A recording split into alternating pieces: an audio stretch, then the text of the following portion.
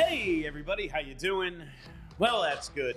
Welcome to PHLY Flyers presented by Mortgage CS. Check out mortgagecs.com/PHLY to start your home buying process today. Company and MLS ID number 1464766. My name is Bill Matz. I'm your director of fun and games for the evening. Joining me tonight, we have not only JP Zapata, but we have Broad Street Hockey's own Kelly Hinkle as well. Charlie will be by whenever he sees fit. You know, there's no controlling him. But very busy and important. He, capital J journalist. He's got all that work to do. That game sucked, man. They lose 4-1 to the Florida Panthers. They thoroughly outplay them. Give up 15 shots. I guess that's where I want to start tonight. I want to start with the positives. There weren't a ton because they didn't score till the very end of the game. They got beat in regulation at home. It's going to be tough to get 7 points out of this 7-game stretch now. You have to beat the Rangers straight up on Tuesday. That really hasn't been their thing of late. We'll see how it goes. Could happen. They never beat the Bruins either, Bill. Yeah, exactly. There's starting to change some things. But one thing that's coming back around for this team, something they were great at for the first 40, 50 games of the year, shot suppression. They gave up 20 last night, 15. It's frustrating. It's frustrating. It's frustrating. They gave up. I had to do it because we're not going to have Kelly for like 5 minutes now. They give up 15 shots on the back end of a back-to-back. They gave up 20 the night before. Dude. The defense, despite being out of dudes, I mean, Travis Sanheim looked like he broke his leg today in the first period on a blocked shot. He came back and was fine, I guess. They're out of guys.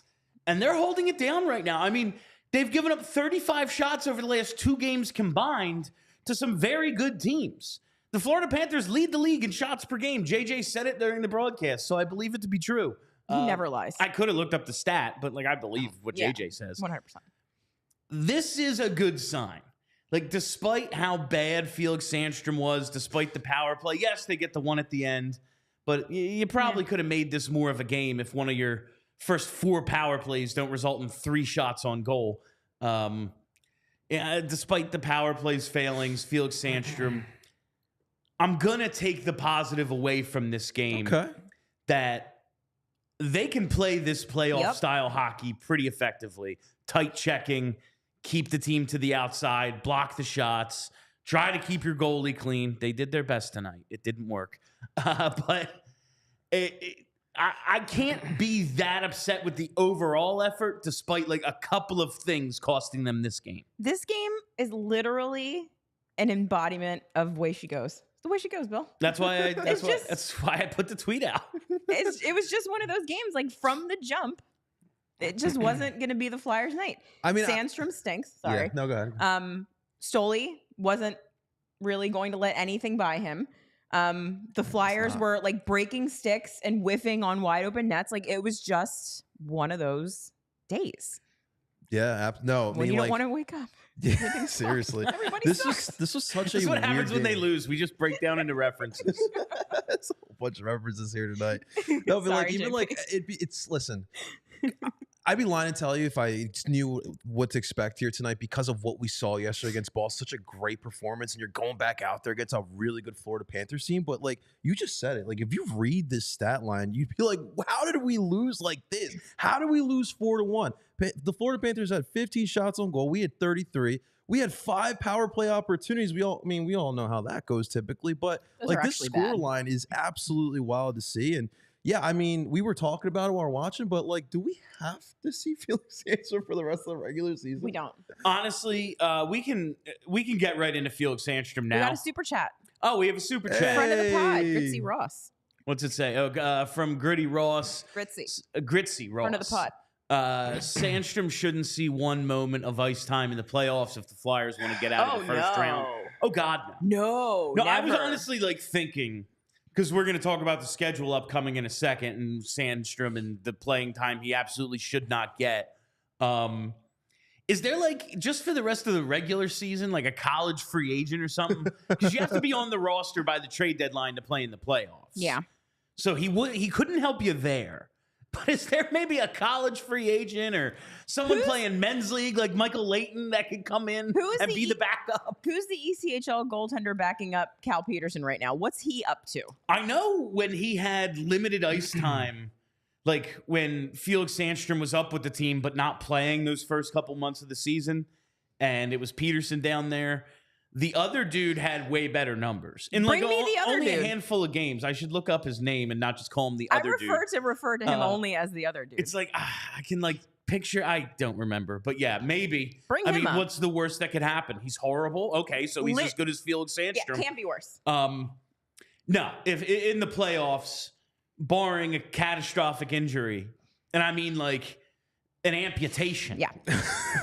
There's absolutely no reason for Felix Sandstrom to find his way onto the ice. He is horrible. And he really, and this is the thing that we've been saying about him for years. He's crazy athletic and can make some wild saves. How? It just doesn't. And then just like a glove save, he goes, shit, I missed. Yeah. And this is like not the first one. Like he's had like 3 just straight misses in the last 2 starts. Puck's going high. He's tipping them into the net. Thank you. JP was Appreciate like, it seems like he's slow side to side sometimes.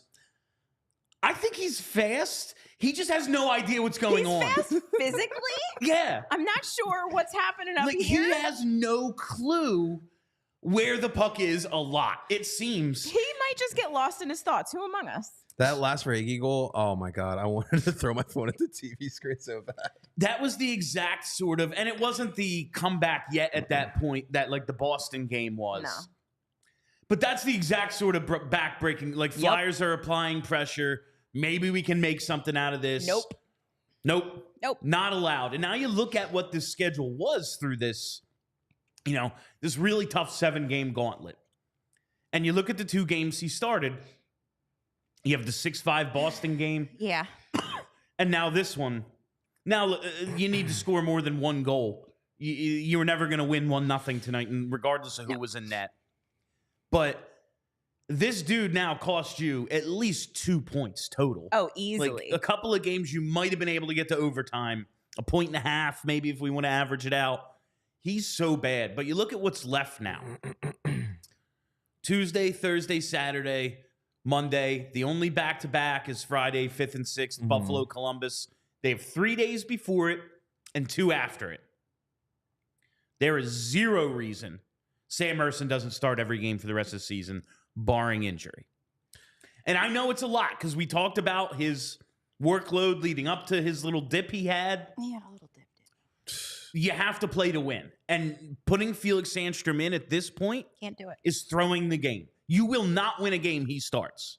I mean, just look at the performance here that you had today. I mean, like I thought every aspect of the Flyers was solid here today, besides obviously the goaltending. So you have to think that going forward, like, you can't put like this is funny. Like now we had the Pittsburgh game with Cal Peterson. Now you have this Florida game with Felix Sandstrom here. So yeah, I mean, going forward, it's got to be Ersson. I'm sorry, it's got to be him. I know it's not ideal, and I tweeted this out, and someone was like, "Oh yeah, you got to treat him like Brian Elliott in that month of December where he started every game." And like the person was making a joke, but you have to realize there's a vast difference between what was like 34-year-old Brian Elliott at the time and this rookie goalie. And this team is going to the playoffs right now. Like, Brian Elliott rules. What's he up to these days? I love Moose. It was just like, it's probably not the best idea to start this old guy. You get diminishing results. It's every true. game. Yeah. It was like, oh yeah, he played well in those games though, and then he immediately got hurt. Yeah. But listen, I know it's a huge workload for Ersson, but He'll be fine. there's no alternative. And also, like, you got to get ready for the playoffs, bud. Yeah. When Get you're your going to lineup play for them. every game. So might as well just get ready. I also love seeing and we see it in the comment section here, all the coleslaw comments going on right now. It does not appear as if that's a realistic option. I know. No, I don't think so. He's not here yet. There's not that long until. And here's the thing, like, he's got to get the angles down right on the ice surface. Yeah, it's a. And if you throw him into the Flyers immediately Oh boy. and he doesn't look good, Like now you got these jackals coming after him. Like will be on his ass. Everything will be terrible. Confidence crushed. He can't start with the Flyers. He's got to start in the AHL and ease his way in. Whether he comes over this spring or next season, from all accounts, the plan is Phantoms. Oh, he's starting in the AHL. Has to. And they don't like deviating from their plan. As you can see, they could have had Antti Niemi for literally nothing. And we're like, I keep thinking about that. Like if they end up missing by 2 points or some nonsense, which is at this point a long shot. Like they've set themselves up pretty nicely to make it into the playoffs. But like not grabbing him for nothing. You really didn't want to just tap into that LTIR? Like was it really going to like the bonus of like I know. The cap doesn't the cap is going up and doesn't matter. Like it doesn't matter next year. They're not trying. They've told us this. They keep saying unless they're gonna like throw a huge like curveball at us and have a big summer.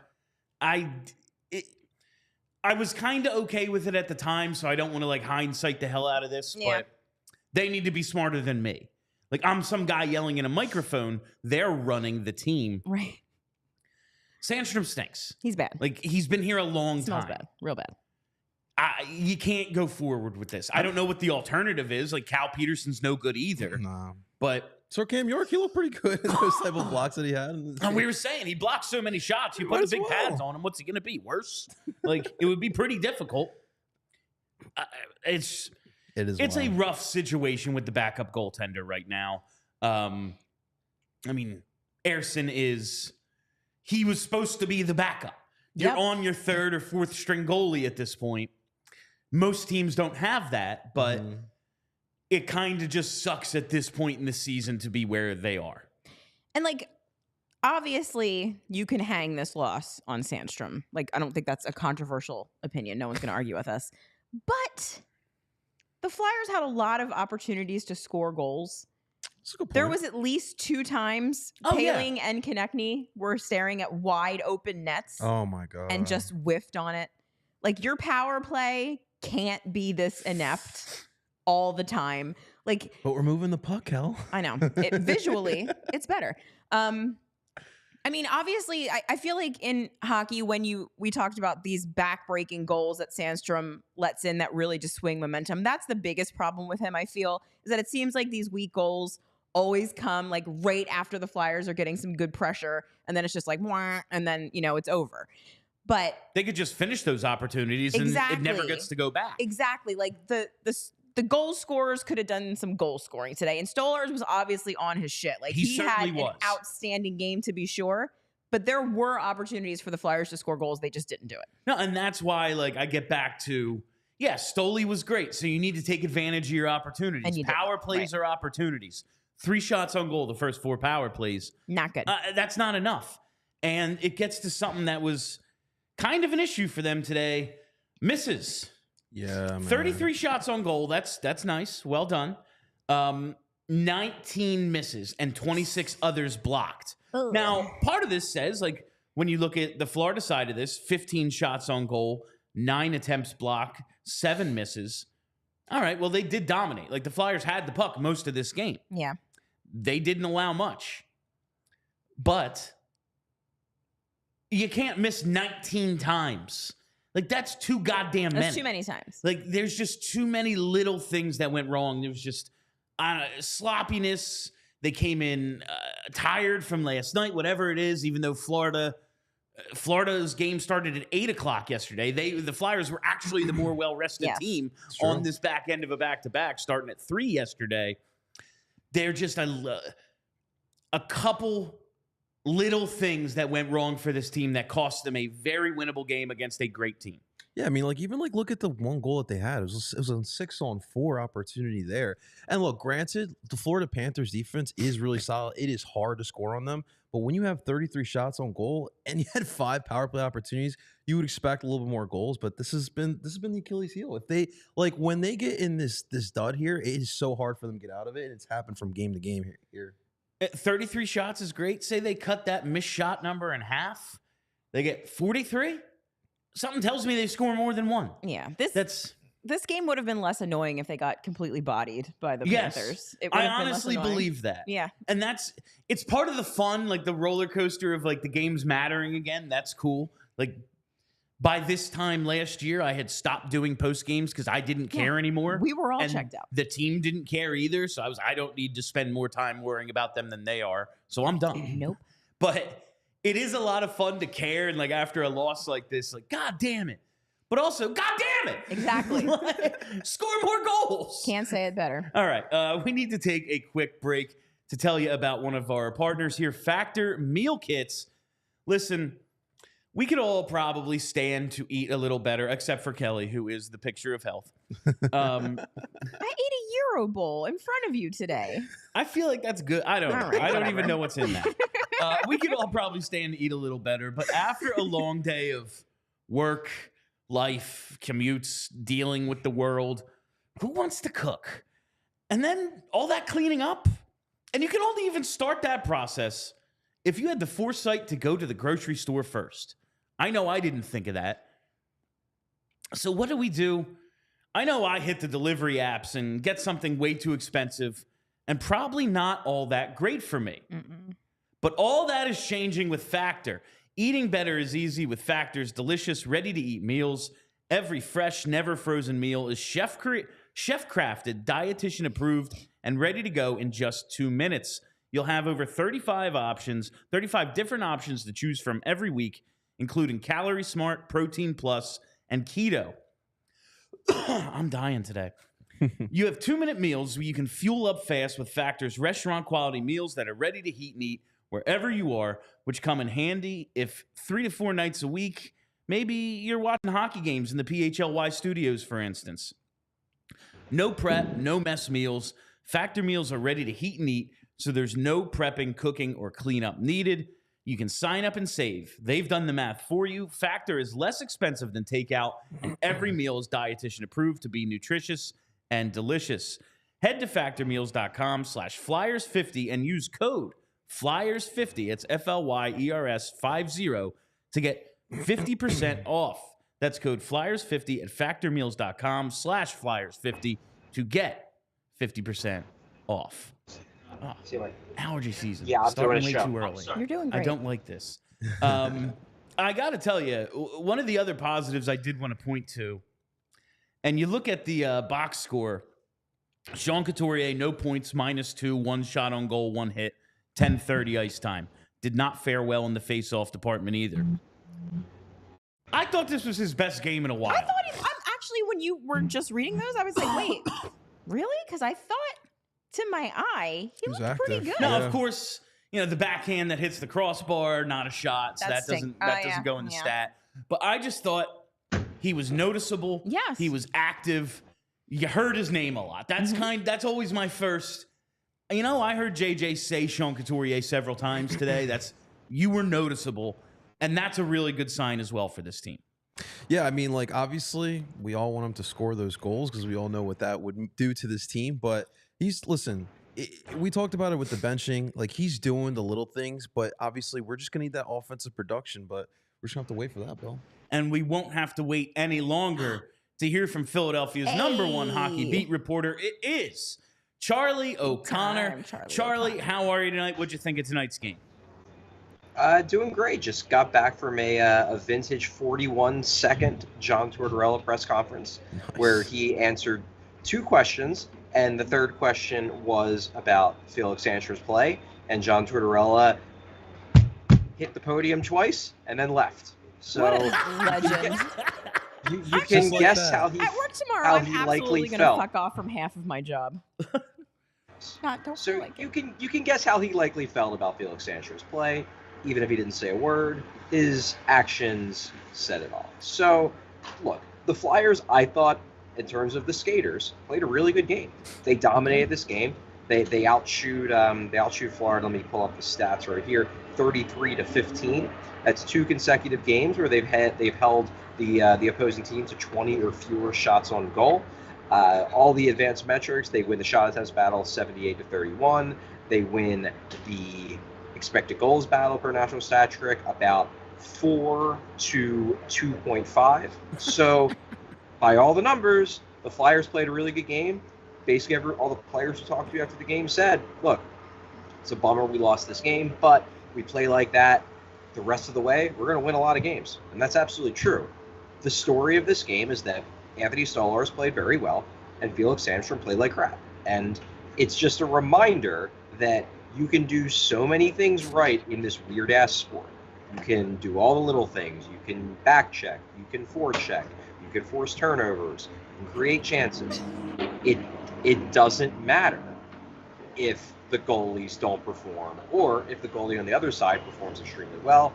It's a weird game, and the goalies have an outsized potential impact every single night. On this night, the two goalies had an outsized impact, just didn't go the Flyers' way. While it is pile on Sandstrom night, and it's deserved, he stunk, and he stunk again. Like, this is twice in this 7-game stretch where he cost them at least a point. I will say 19 missed shots throughout the game is too many. 3 shots on goal through 4 power plays is not enough. Like, the team didn't do a couple little things well enough to really earn, like, oh man, the goalie just let him down. Like, they scored once. I can't put it all on Sandstrom. That said, though, Charlie, looking at the schedule, they have 10 games left. They have 1 back-to-back. It follows 3 off days, and then they have 2 off days following it. There's absolutely no reason Ersson doesn't get all 10 starts, right? See, I strongly disagree with this point. I think because here's the thing.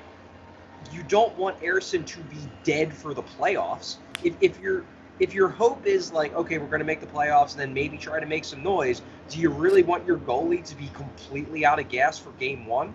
Because then if you're throwing Felix Sandstrom in there, then you're going to be losing 8-0 on national stage. No, I think for starters, no, I definitely do not throw Ersson in a back-to-back and play him in 10 straight games. I think that's batshit insane.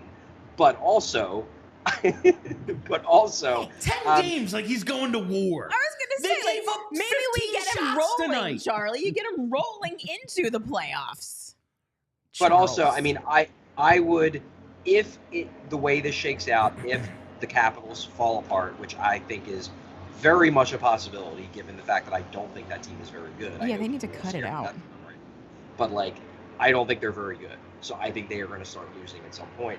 If the Flyers start getting a cushion, I mean, I would even consider going with Ersson 8 times. You know, give Sandstrom a second start.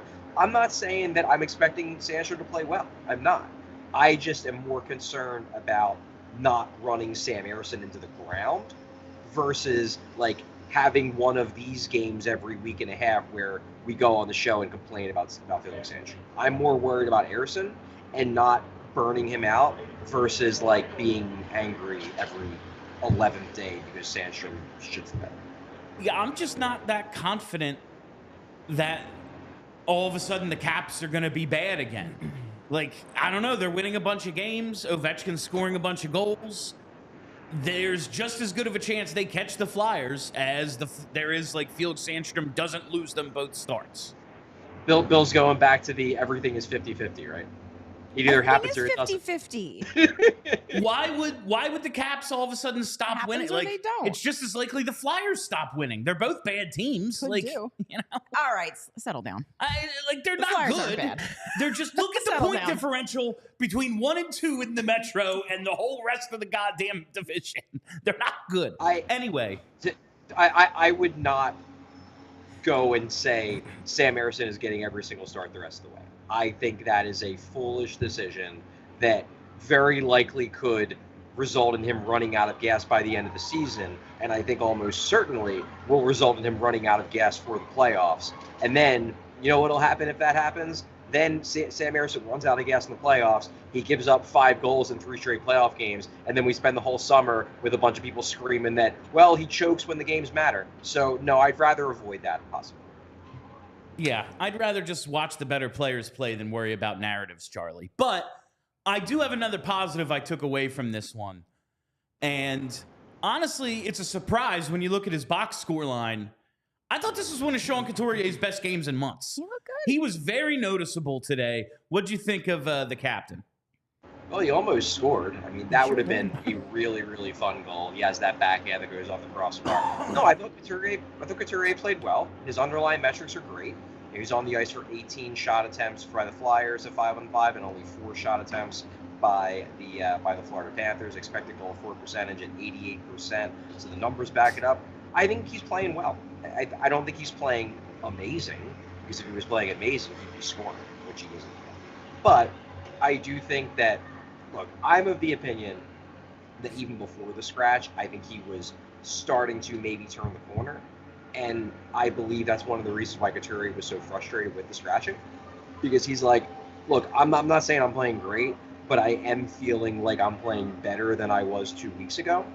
And in a way, like, I don't know, maybe the scratching, did get a little fuck you, from him. Because I do think, I put this in my article yesterday, I do think that was part of the thinking here. Like, Danny Briere straight up said it yesterday, that was part of the thinking. That, like, he basically said, hey, I've been a player. I know when you play with that edge, you're a little bit better. So I do think that was part of it. That said, I think his game was trending up even before the scratch. So this might have happened anyway. In the end, he's got to score points. I mean, that's what it boils down to. And I know he's getting fourth-line minutes, but Ole Lycksell and Noah Cates aren't your traditional fourth liners. Like, this is not Nick Delorier and Garnet Hathaway. Like, these guys, Noah Cates isn't the most skilled, but he put up some points last year. Ole Lycksell scored a ton of points in the AHL. He's got guys who have some offensive skill on his wings. So it's not like he's being put with, like, brick hands. He needs to find a way to score some points if he's going to really convince people that he's out of this. I do think that there are promising signs, though. I think he's playing strong hockey. I think he's playing well along the boards. He obviously almost scored that goal. I think this line that he's on has performed well these 2 games. So I've liked what I've seen, but I was liking what I saw before he got scratched. So clearly me and John Tortorella's evaluations of Sean Couturier's play don't exactly line up. Hey, Charlie, JP over here. Listen, we all know about the Flyers' power play this year. Obviously, it was one of the struggling points with tonight. 1 for 5. It's bad. It is pretty bad. It was interesting, too. We were talking about the second power play unit with Paling, Lotz, Brink, Zamula, and Forrester. And it was interesting because in the broadcast, it seemed like JJ overall at the power play seemed pretty enthusiastic with it. But what did your analysis tonight with the power play? I thought it was mostly bad. Obviously, they get the 1 goal, but they also get that goal after they pull the goalie and have a 6-on-4. So, look, the Flyers are going to struggle regardless, but it is easier to score when you have a 2-man advantage. I believe that's how math works. In theory, yes. Yeah. So, I thought the power play was pretty bad tonight. It's pretty bad most nights. I do still like the way that Frost unit moves the puck around. It seems like it does, and I made this joke a couple times, it does seem visually better. They're better on entries now. They're better at playmaking, but we're still missing that final piece. Like, you're not seeing them set up the slam dunk scoring chances that power plays need to do on a regular basis to be. I'm not even asking for the Flyers to be a good power play. I'm asking for them to be a competent power play, and they're not that.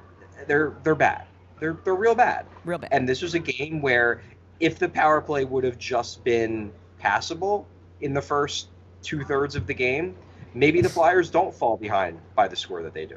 But it is that bad. And because of that, it's going to be difficult for them to score goals. Like, not just on the power play, but period. Because if you're still getting, if your power play is only operating at 13% efficiency and the best power plays in the league are operating at double the efficiency, like, that's a dramatic. I mean, look at friggin' Sam Reiner. Like, doesn't he have something like 20 power play goals this year? It's close to 30, I think. Yeah. Yeah, like, do the Flyers have as many power play goals as Sam Reiner does? I don't think so. I don't think so. Maybe the exact number. It might be even. I should look into that. It's just wild because, like, we're talking about potential playoff team with the dead last power play unit. It's just crazy. It's Imagine wild. if they learn how to score. Oh my God, Charlie. I think possibly part of the problem today is Ronnie Attard cursed the rest of the team. Our boy had 4 shots on goal, 1 attempt blocked, no misses. The rest of the team, 19 misses. Is this just because Stolarz is the size of, like, a large truck? Like, how do you miss that many He's shots? a big boy. Look, I'm sure that plays a role because it is. It's more difficult to if you're trying to shoot for the places where the goalie isn't. If you're facing off against a goalie who is 6'6" and enormous, yeah, you're probably going to miss it a few more times. But the Flyers also missed some shots that, like, it wasn't because Stolarz. It was because they just flubbed the opportunity. I mean, I don't even think this counted as a shot, but that one late in the third period where Paling's staring at a wide open net and he just like Wide fumbles open. it. That was just like Just. that was the epitome of a face palm play because you're just like, oh my god, and that's when you knew if he misses that. And I don't think Paling had a bad game. Honestly, he has a really good pass on the brink goal. I thought he played fine, but if he can't finish on a play like that, you just kind of know, okay, this is not like the Flyers just don't. They're just not going to win it. It's not even that they're playing bad. No. It's just that they're not going to win it because it's just one of those nights, and it was just one of those nights. But yeah, I honestly I don't know what to tell you. I think Stolarz probably played a role, but also it's just execution. Only Travis Konechny registered more ice time amongst the forwards than Ryan Paling. Almost 19 minutes for Paling tonight. That's not too shabby. Not too shabby. And yep, I just looked at it. The Flyers have 27 power play goals this season. Sam Reinert has 27 power play goals this season. I thought it might be pretty close to even. That's That is fucking hilarious. wonderful. That's incredible. That's incredible. Charlie, I don't know how much more anyone else has for you. Charlie, in the end of the first period, when Cam York and Bobby Brink got those 2-minute roughing calls there, what did you see there from the press box with that situation with Tkachuk too? Well, I mean, I can tell you that John Tortorella was livid that they come out of the intermission to start the second period, and the Flyers are the ones that get the extra penalty. I don't know. To me, it just looked like a scrum. Like I wasn't trying to evaluate, who got in a little bit of an extra punch or whatever. The one thing I will say, and this is something that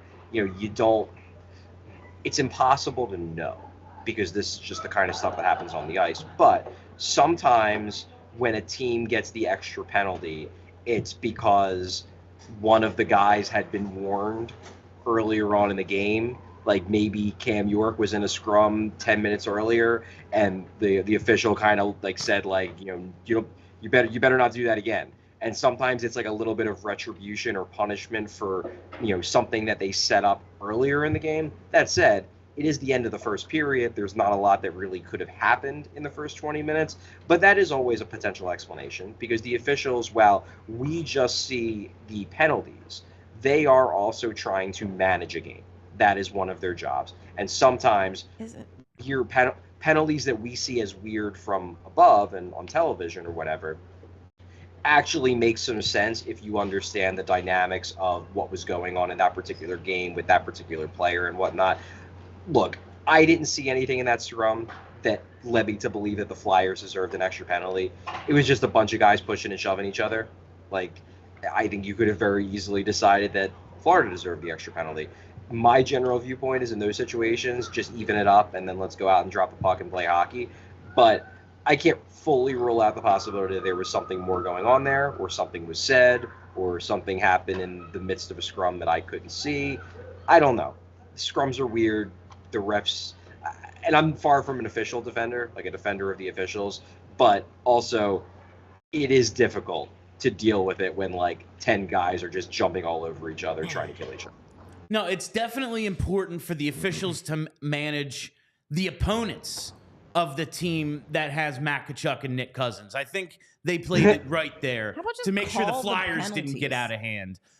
Charlie, the Flyers have given up 35 shots over the last 2 games combined against some really good fucking teams.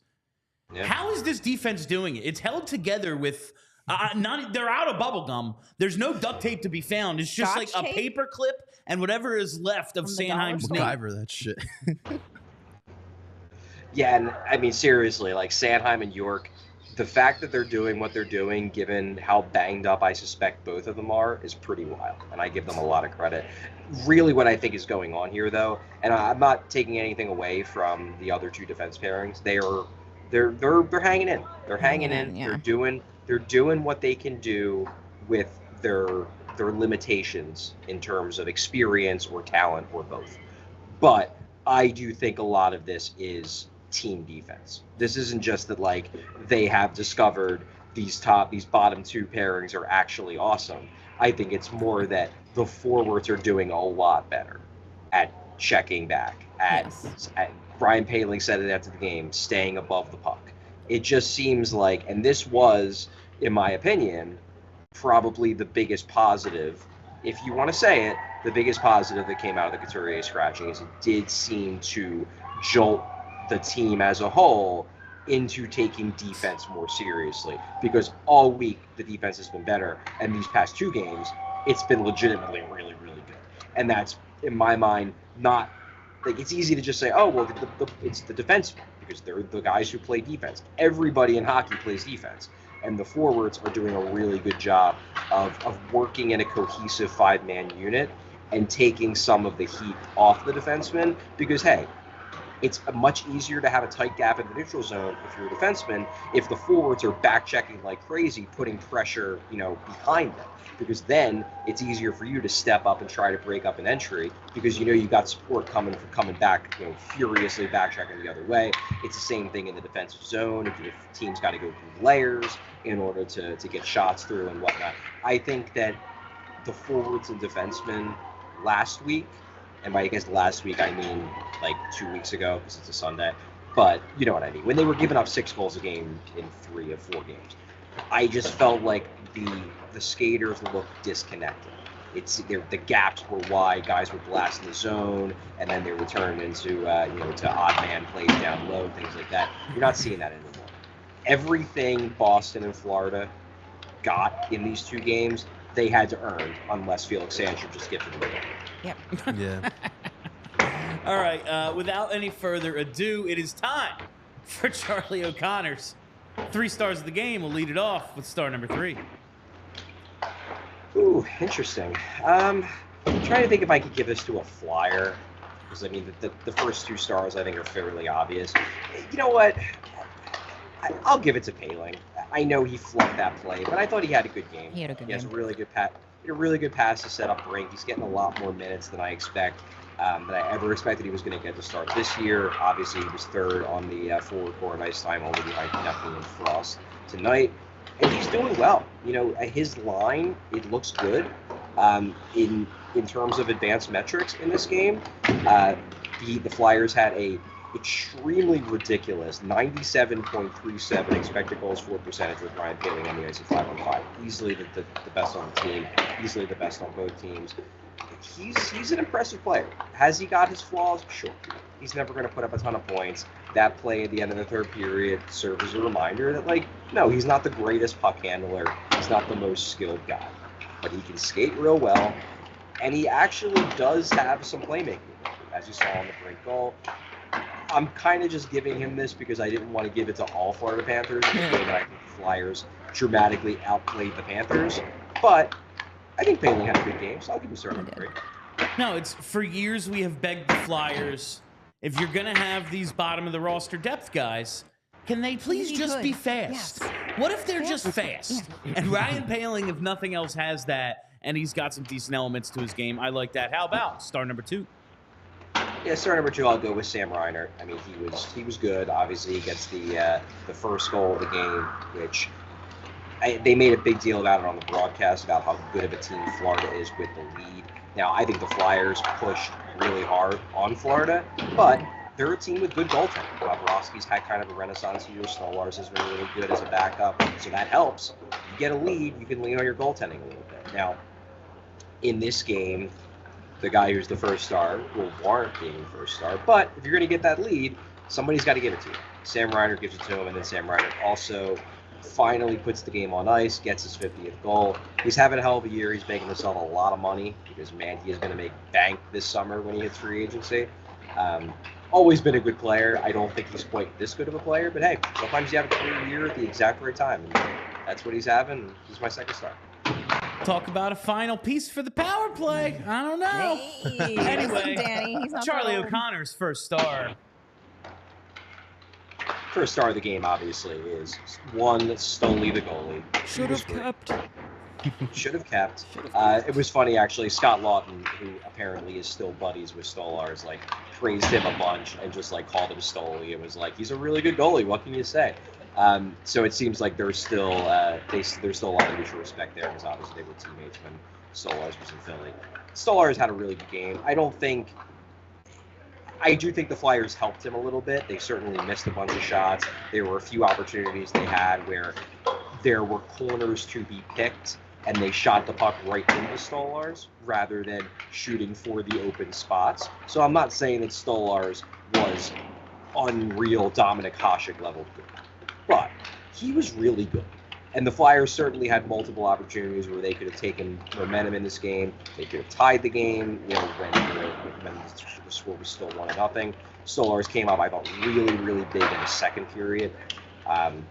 The Panthers scored early to get on that power play, but the Flyers could have easily tied this game by the end of the second period if Anthony Stolarz was playing like a league average goalie. The Flyers, as I said when we kicked this off, the Flyers had 4 expected goals in this game. They scored only 1 real goal. And Anthony Stolarz deserves a ton of credit for why the Flyers scored 3 fewer goals than one would have expected them to if you merely look at the numbers. So number 1 star, Anthony Stolarz, still leading the game. Charlie, is that the Finnish kids on the ice? I believe so. Yeah. Any future? Maybe you can keep an eye out for a future chemo team. Do they have a goalie? We need some more Finns on this team. I feel strongly about it. Any goalie will do. Yeah, I don't think I see anyone wearing goalie pads. It looks like it's just skaters. Of course. Oh, so it's just like the Flyers today. Well done, Bill. Well done. All right, Charlie. We will talk to you again tomorrow. Our show is at 3 p.m. It's a Mailbag Monday. I'm letting everyone know that now because I'm not doing any work when I go home tonight. It's Mailbag Monday. Get your questions into us via Twitter or text me, whatever. All right, Charlie. I will see you tomorrow at 3. All right. Thanks, Charlie. Sounds good. Thanks, gang. Take it easy. Oh, man.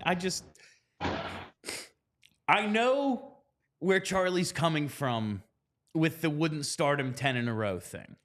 Charlie likes to think logically. But, and that's not fun for any of us. Is he going to be at 100% starting 8 or 9 out of 10? And that extra 120 minutes or 60 minutes is just going to be the end of the world? Right. Especially if the team's holding the opponents to 20 shots a game. Yeah, Keep that up. I guess I get it would have been 3 and 4 for Ersson today. Yeah. But he did only face 20 shots last night. I'm just saying, I feel like, and we'll talk about this plenty tomorrow, so I don't need to beat it to death. What I need to tell you about right now, though, it's where to get your new flooring. Ooh. It's Empire Today. With Empire Today, you get shop at home convenience, the right product for your needs, quick and professional installation, and a price match guarantee. Empire Today is the best place to get new flooring. So, they've got some copycats, but the copycats can't beat Empire on quality, service, or speed. So they just advertise low-quality products that Empire simply wouldn't carry. Empire won't promise the lowest prices because anyone who does that, they're putting flooring in your home that they wouldn't put in their own. The Empire philosophy is to help you find what you need, not overwhelm you with thousands of choices and substitutes. What Empire leaves out of their selection is as important as what they put in. Empire's product team exhaustively combs through thousands of product samples each year to find the perfect styles. And the virtual floor designer is a great way to see how new floors will look in any space. It's easy. All you got to do is snap a picture and instantly see how new floors will look in your room. Schedule a free in-home estimate today. All listeners can receive a $350 off discount when they use promo code PHLY. Restrictions apply. See empiretoday.com/PHLY for details. 1-800-588-2300 Empire Today. I love it. I love it so much. What else did we want to go? No, I realize we all think the Capitals might fall off because they have the minus 27. I don't think so. They have the minus 27 goal differential. They were mostly bad this year, but they're coming, man. Look at the standings right now. They have 2 games in hand on the Flyers, and they're 3 points back, I believe. Washington beat the Jets 3-0 this afternoon. The Jets are pretty damn good. Not Yeah. off. They're in the second wild card. Yeah, they're 2 points back. It's 2 points with 2 games in hand. Don't like it. They're basically what's the by points percentage? Are they ahead? 564 to 563. Oh my They're God. .001 ahead of the Flyers. Oh, no. insane. They're on pace to pass them. Now the Flyers do have the possibility of grabbing a wild card spot. It's not the end of the world if they don't get the third seed in the Metro, but they're right there. I just don't know if you can throw games by putting Felix Sandstrom out there, because that's what you're doing. And yes, like the times we've seen him out there, it's been Boston. It's been Florida. These are really good teams. The back-to-back that's coming up first week of April, I think it's Montreal and Columbus. Buffalo. Buffalo and Columbus. They stink. I get it. You might be able to win those games, but if you miss the playoffs by 2 points because of Felix fucking Sandstrom, that's going to be very disappointing. Okay, but here's the thing. If you start Sandstrom, I think the Beach game is the second half of that back-to-back. If you start him in that game, your goal scorers, like there's no excuse for not putting up 4 or 5 on the Columbus Blue Jackets right now. Yeah, they're terrible. No, that should be that's And points so, day. Exactly. Your forwards need to go out there and say, all right, we know what's happening back there. We're going to try to limit the shots as much as possible, and we've got to score goals. It can't be this 1 goal, 2 goal, missing wide open net nonsense. Like, you have to go out there and win the game on offense. Like, you can do that. So do that, and then we're not having this conversation. Everything's What fine. if we get 5 power play opportunities again? 0 power plays in that goal Waive in that the game, power ideally. plays. Yeah. No power plays. But that's the other problem too. Like I know we're talking about the backup goalie, but like guys, like this power play continues to hinder us. They're not and- fixing that though, and it's not going to fix. I get that, but like it is wild to think that we're talking about a playoff team with the dead last power play, and like there was opportunities here tonight, and like they still like just can't get the puck in net. They're going to be the first team in NHL history to finish dead last 3 years in a row. If I were a scientist like Charles, I would do a deep investigation into how this power play for like a decade through coaches, different personnel, guys like Claude Giroux and Jake Voracek on it.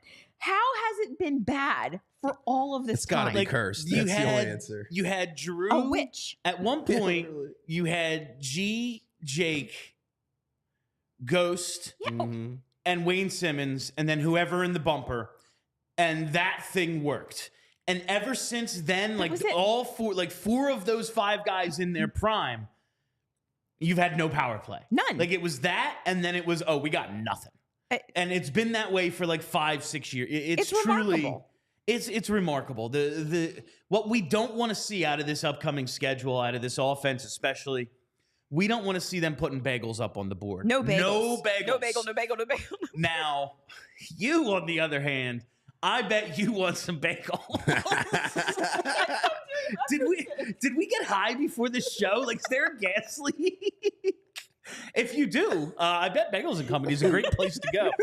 Listen, what you need to know about Bagels and Company, it's the best Brooklyn-style bagels made right here with Philly love. First thing you got to know, huge bagels and a huge selection.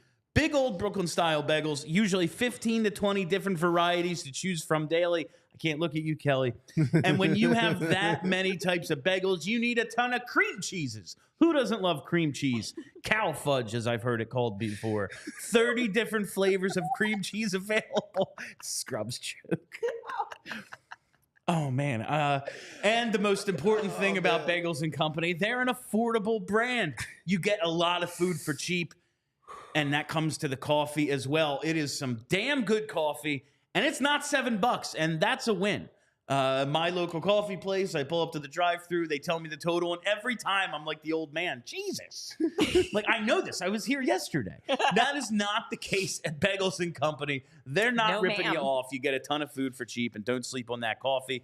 So for the best Brooklyn-style bagels made right here in Philly, head to thebagelsandco.com/store-locator to find the closest Bagels and Company to you. As Bill Nish would say, Bill, you are a master of your craft. Amen to that. You are. Unlike amen some to people this. I don't even. who are not professional. When the Flyers lose, we have Get to. silly. We Gotta have get to silly. find we have to Listen. find ways to entertain ourselves. You have your fun when you can. It's what you really have to do. That's why people like us. I will say, I feel a little bad though about the piling on of Felix Sandstrom. I'm leading up to it. You gotta chill for Coors Light. We should chill on. No, Felix we probably Sandstrom. all Let's need to everybody chill. We probably all need to chill a little bit on the Felix Sandstrom hate. Listen, calm down. They only scored 1 goal. They were never going to win 1-0 today. I know this team drives us nuts, and that's why sometimes we got to choose to chill. And there's no better way to chill than with an ice-cold Coors Light. So whether you're freaking out about the horrible goaltending performance you saw today or some injuries to the back end, whatever it might be, you need to find the Blue Mountains in your fridge and enjoy a beer as cold as the Rockies. Because when everything surrounding your favorite hockey team is on fire, sometimes you just got to chill. When you choose to rise above it all, choose chill, choose Coors Light. Get Coors Light delivered straight to your door with Instacart by going to CoorsLight.com/PHLY hockey. Celebrate responsibly. Coors Brewing Company, Golden, Colorado. I saw we have a super chat. Super There chat. you go, Gary. What does it say? Okay, there it is. From Gary, Bill Brink netted a power play We goal didn't this properly celebrate the fact No, that Bobby or we Brink didn't. scored a goal. Bobby Brink does put in the power play goal. It's a 6-on-4 with the You net love empty. to see it. But in the first 4 power plays, they got 3 shots on goal. It's a different game if they convert one of those early ones. And that's really the disappointment of this power play. Yes, today 1 for 5, 20%. That's more than any of us could ask for out of this group of like incompetent power play guys. But it needed to be better. Or like you're down 3-0. Great. There's not enough time left now. Well, and Brink's been playing well, so it's nice though to see him get one. He gets the goal. He gets in a scrum. We love him. No, I was hoping a little bit if Charlie was going to name a Flyer, he'd give it to Brink for scoring the goal and for getting called for roughing. I mean, Come on, Charlie. if you are the victim of roughing by Bobby Brink, you should be in bad. Like He's got to like reach up and hit you with his little paws. Be like, no, he didn't commit a penalty. He shouldn't go to the You just box. hold his head back and he can't reach you. Like, Yeah. just hold him out. Yeah. He's a little No, boy. it's today was a frustrating. It was a frustrating game, but they get right back at it Tuesday, and that's the end of the gauntlet against the Rangers. Yeah. Oh man, We've but the made it, Rangers fam. though, it doesn't sound much better. No, it's the Now they're last gonna one win. of this. They're winning, JP. It was a stretch of 7 games, and really it was a stretch of a month where they played a ton of playoff teams, a ton of division games, and they're going to come out at about 500 probably. I don't think we could ask for much more. Nah, and they're going to go up to that train station and they're going to take it to the Rangers. It's happening. I It really is. do. I'm just looking at what Washington has done recently. Okay. It's obnoxious. So they beat the Jets 3-0 in a game that nobody could watch today because it was on NHL Network. They beat the Hurricanes 7-6. They beat the Hurricanes 7-6 in a That was shootout insane. the other night. Nonsense. They're 13-6-2 in their last 19. Ovi is up to 26 goals. He has 8 goals in the last 5 games. He scored 8 goals in his first 43 this year. And then he was just like, He just decided.